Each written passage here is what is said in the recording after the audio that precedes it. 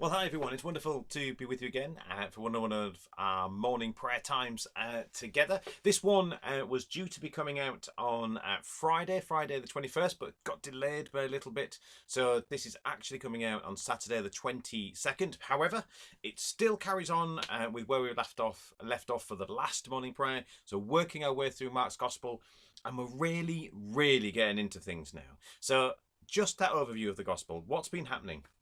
Jesus has begun his ministry. He's gathered together his close followers, those disciples who are with him every day. He's been doing teaching, he's been doing healing, he's been doing miracles. He's been encouraging his followers to go and do the same thing. He's sent them ahead of him. He said, you can do the same things that I can do. His disciples have seen incredible things. They've asked a lot of questions. They've explored a great deal. They've misunderstood and messed it up along the way as well.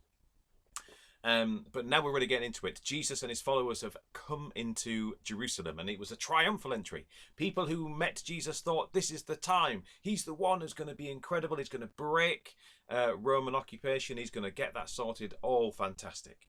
But Jesus is now starting to cause a lot of trouble.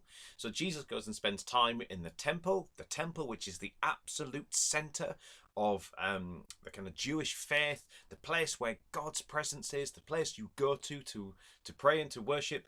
And he's spending a lot of time in the courtyard there, which is a very busy place full of businesses and people gathering. And he's been challenging people. He's been challenging priests and the elders of the faith. He's been having dialogue and conversations with them, and they've been trying to trip him up, and he's not doing anything they want him to do. In fact, he's making them look really bad. And he's just been doing this all the way along, teaching his disciples, challenging people, teaching his disciples, challenging people, causing trouble. So what's really happening behind the scenes as we get into this bit is the kind of feeling against Christ is growing.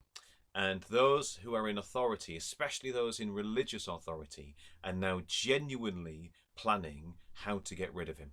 That's where we are. And Jesus is now with his disciples. He's been in the temple area. He's been teaching people. He's been teaching his disciples, and they were leaving the temple area. They went to sit on the Mount of Olives, which is just opposite where the temple was. And Jesus talked to them about the fact that things were going to change. It's called the signs of the end of the age, that if you were one of his followers, things were going to get difficult. There was going to be really tough times that his disciples were going to go through, but that they need to be alert with hope. Be ready for things to change with hope. So that clinging on to hope being a crucial thing. And now we carry on. And where we are is that Jesus is still with his disciples, and something extraordinary happens. So this is Mark chapter 14. Mark chapter 14. His disciples have just come out of the temple with him. He's talked to them about the fact that things are going to be difficult, that they've got to be alert and ready with hope. And then we pick up the story from here. Now the Passover and the Feast of Unleavened Bread were only 2 days away. Now the Passover, just pause there, the Passover is a Jewish festival which goes all the way back to when the Jews were slaves in Egypt, when Moses was around. And he led the Israelites, the people of God, out of slavery in Egypt. And the Passover was one of the plagues where the angel of death was sent. Not a nice plague at all, a really difficult story. The angel of death was sent, and all the Jewish people, all the followers of God, put a little mark on their door, and the angel of death passed over their house. And that is a Jewish festival which is still celebrated today. Was celebrated then, and so that's the Passover, is when the angel of death, in that time when the people of God, the Israelites, the Jewish people, were slaves in Egypt, the angel of death came but passed over their house. So just so you got a bit of background. Now the Passover and the Feast of Unleavened Bread were only 2 days away, and the chief priests and the teachers of the law were looking for some sly way to arrest Jesus and to kill him. So now it's on. They want him gone. Not during the feast, they said, or people might riot. While he was in Bethany, reclining at the table in the home of a man known as Simon the leper, A woman came with an alabaster jar of very expensive perfume made of pure nard. She broke the jar and poured the perfume on Jesus' head. Some of those present were saying indignantly to one another, "Why this waste of perfume? It could have been sold for more than a year's wages and the money given to the poor." And they rebuked her harshly. "Leave her alone," said Jesus. "Why are you bothering her? She's done a beautiful thing for me. The poor you'll always have with you. You can help them any time that you want, but you will not always have me.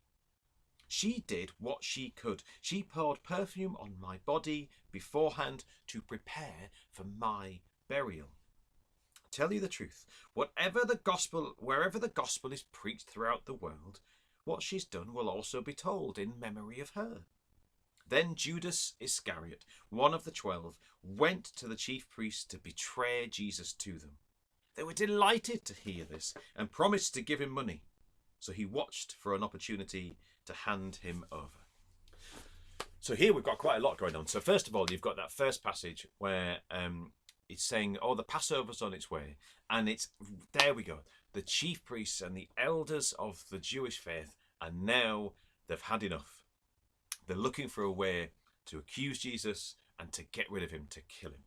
So wheels are now in motion, which are going to end up with Jesus being crucified. It's properly beginning.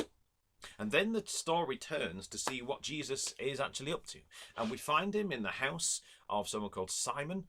Lots of Simons around. This is called somebody called Simon the leper. What that suggests is this is someone who Jesus probably healed, who then that person became a follower of Christ. Simon the leper becomes a follower of Christ.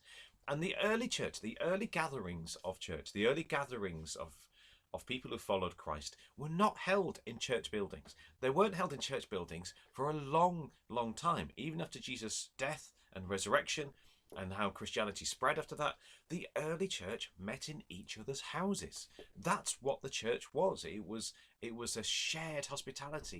You met in people's houses. And that's where we find Jesus here with his followers, is in the house of someone who's become one of his followers as well, Simon the leper. And while they're in the house, this woman comes in. So there's this woman, and she knows that Jesus is there, and she brings with her an alabaster jar full of really expensive perfume. Really expensive. And she breaks the jar, and she anoints Christ with it. She pours it on his head. And the people around, who, again, these are Jesus' closest followers. They've been with him for the last 3 years. They have watched what he's done, how he spoke. They've seen him teach about how the kingdom of God is going to work, what the gospel is all about, what he is all about. They've seen him work, and yet still they don't get it. So when they see this woman break this perfume jar open and pour this really expensive perfume over Jesus, they're up in arms about it. How dare she waste that perfume? What does she think she's doing? And then they say, well, we could have sold that perfume and given it to the money to the poor. Wow, what a waste of time that was. And Jesus has a real go at them. They start turning on the woman and start going, what do you think you're doing? Why did you do that? And Jesus turns on them and says, leave her alone. Leave her alone. Don't talk to her like that. She has done something beautiful for me. The poor you will always have with you. You can help them anytime you want. Now, Jesus there very quickly snubs out that little bit of vitriol that they had. And so often what you find is when people, and I include myself in this, when they are caught doing something or they don't like something, they bring a kind of excuse up as to why it's a terrible. Oh, you could have sold that and given the money to the poor. What Jesus basically says to them is, so why aren't you helping the poor every day anyway? Why is it suddenly this woman's fault that the poor are around you and need help? You can help them any time that you like. They're always going to be there with you. You're always going to have people around you who need help. Why are you waiting now to suddenly say something about it? Jesus utterly puts them in the place and says, don't use that as an excuse to have a go at this woman. You want to help the poor? They're always there. You could help them anytime you like. It's not this woman's fault that you haven't. really calling them out. And then he starts to really talk about it. She did what she could. She poured perfume on my body beforehand to prepare for my burial. They will not have any idea what they're talking about, but Jesus is saying what she's doing is symbolic. She is preparing me for what's about to happen. In 2 days' time, the Passover happens. That's when we have the Last Supper. That's when Jesus gets arrested. And not long after that is when Jesus dies. The woman doesn't know it, but what she's doing is incredibly significant. She is preparing Jesus for his burial. So often what we do, we don't see the value of it. The woman knew who Christ was through and through, and she was overwhelmed to worship in the most extravagant way that she could. Now, there could be an argument to say, hey, that perfume could have been sold. But what she was doing in the moment was, I have this. This is what I have. It doesn't say where she got the perfume from. It doesn't say whether it belonged to her. I'm assuming she didn't steal it. But it sounds like it's hers, because it says, a woman came with an alabaster jar of expensive perfume. She comes with this jar of perfume, which suggests that it's hers, and it would be one of the most precious things that she had, because this is really expensive. And what she's chosen to do with it is to anoint Christ with one of the most precious things that she has. It's that idea of, I want to give Christ everything. It was an immensely sacrificial thing to do. I want you to think about your house. What is the most kind of expensive thing that you own? Is it your car, your TV, your watch, your phone, something along those lines? Something that is genuinely worth quite a bit. Would you be willing to give that up? Or would you kind of question it? I always, we're very involved in having donations for people who are in need, food-wise, practical-wise, beds, toys, all that type of thing. But so often what people give is the stuff which they don't want anymore, the stuff which isn't worth anything anymore.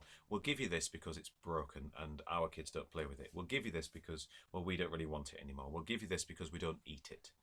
We give so often out of our wealth. We keep the things that we like. We keep the things that we know are worth quite a bit. We keep the things that are precious. We give away that which, to all intents and purposes, nobody really wants, but we just think, well, that'll do. And our attitude towards God and towards Christ can be exactly the same. We do not give of ourselves extravagantly. We give little bits to make sure that we can remain comfortable. We do not give sacrificially. We give that which is easy to give. That includes our time and our life and our thoughts and our faith. We don't want to let go of things. I don't want God to really have control over me. I don't want to really worship God. I want to do the nice bits of faith. We don't get away with that. This woman has come in with the most precious thing that she probably owns and has given it completely to Christ. And in that moment, she has done something extraordinary, which massively shows up the followers that he's got, even those really closest to him. What are they willing to give up? Well, not much, because what they actually want to do is to hold on to that precious thing and come up with some idea that they can use it to make themselves look good. Oh, we could have sold that and given it to the poor. She gave the most extravagant thing that she could. We can learn a lot from this woman. Massive amounts. And yeah, she was completely unaware of the symbolism of what she was doing. But it was a phenomenal act. We need to be really careful that not only practically do we give in a very easy, comfortable way, but actually spiritually, we give ourselves over to Christ in a way which is sacrificial to us, which is the sense of laying down our own wants, our desires, and what we want to keep hold of. The things that are so precious to us. God, you can have this and you can have that, but you're not touching that and you're not touching that, and that's mine. If we do not give ourselves entirely to God, we will never live life to its fullest, because we will never truly be free. It's not easy, but it's what we're called to do. What's going to happen over the coming days as we get through this passage is we're going to hear these stories that we're going to know so well. And at the end of this passage, we see the beginning. Judas has had enough. Now, whether it was Jesus' attitude towards this woman, whether it had been building for a time, my guess is it had. Judas has had enough. I'm fed up with the trouble he's causing. I'm fed up with the way that he's, taking us along in the direction that he's going in. I don't want to be part of this anymore. I'm going to sell him out. I want some money. So Judas makes the decision which genuinely changes history. He sells Jesus out. So in this one passage, you have two reactions to one Christ. One, this woman who gave everything she had for him. She gave the most precious thing she could find and anointed it to Christ. She said, "Here, this is yours. Have it. Have all of it." The other reaction was, "I want to get you arrested. I'm fed up of you. I want to make something for myself." And Judas goes and makes the deal, which means that Jesus will be arrested and killed. A lot to think about in this passage. I invite you to read through it again. Read again the story of this woman who gave something so precious to her, and allow God to work in you to help you to let go of those things that you need to let go of. Because I say again, if we don't give ourselves fully to God, we will never be truly free and live life to its fullest. Let's say the Lord's Prayer together, and then we can go about our day. Our Father, who art in heaven, hallowed be thy name. Thy kingdom come, thy will be done, on earth as it is in heaven. Give us this day our daily bread, and forgive us our trespasses, as we forgive those who trespass against us. And lead us not into temptation, but deliver us from evil. For thine is the kingdom, the power, and the glory, forever and ever. Amen. It's been wonderful to be with you again. We've got a service tomorrow, Sunday, 23rd, at All Saints West Heslington, but also we've got the online service, which will be here on the YouTube channel, also at 10:15. And morning prayer will be back on Monday morning, so you can pick it up whenever you want to, and we're going to see what happens next in Mark's Gospel. All right, you guys all take care of yourselves, stay safe, and may you know God's presence with you, no matter what you're doing, where you are. You guys take care. God bless.